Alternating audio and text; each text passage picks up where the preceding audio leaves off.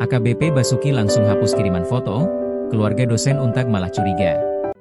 Kepala Subdirektorat Pengendalian Massa Dalmas Direktorat Samapta Polda Jateng, AKBP Basuki terseret dalam kematian Dwi Nandalincia Livai, DLL, dosen Universitas 17 Agustus 1945, Untag, Semarang.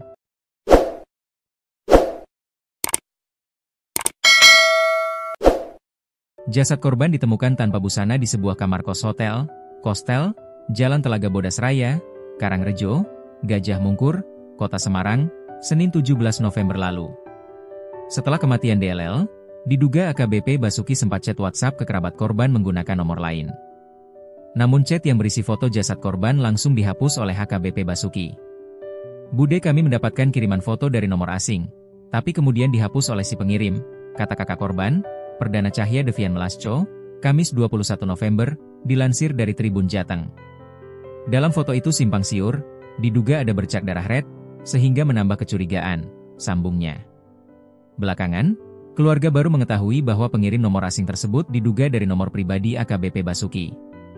Keluarga yang menaruh curiga atas kematian korban yang mendadak dan terkesan ditutup-tutupi tersebut lantas memutuskan untuk melakukan autopsi atau bedah mayat. "Kami akhirnya memutuskan autopsi karena merasa ada yang janggal di situ," kata Vian, sapaan akrabnya. Kecurigaan keluarga juga bertambah karena mendapatkan informasi kematian korban pada Senin pukul 18 waktu Indonesia Barat. Padahal korban ditemukan meninggal dunia subuh. "Kampus beralasan sedang mencari nomor saya karena mereka tidak punya nomor kontak keluarga dari Livai, korban DLL Red," terangnya. Menurut Vian, selama ini adiknya tidak pernah bercerita soal kondisi kesehatannya.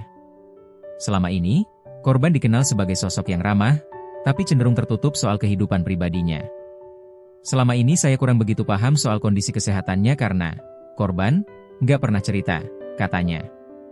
Keluarga korban juga baru mengetahui bahwa DLL tercantum dalam satu kartu keluarga, KK, dengan AKBP Basuki.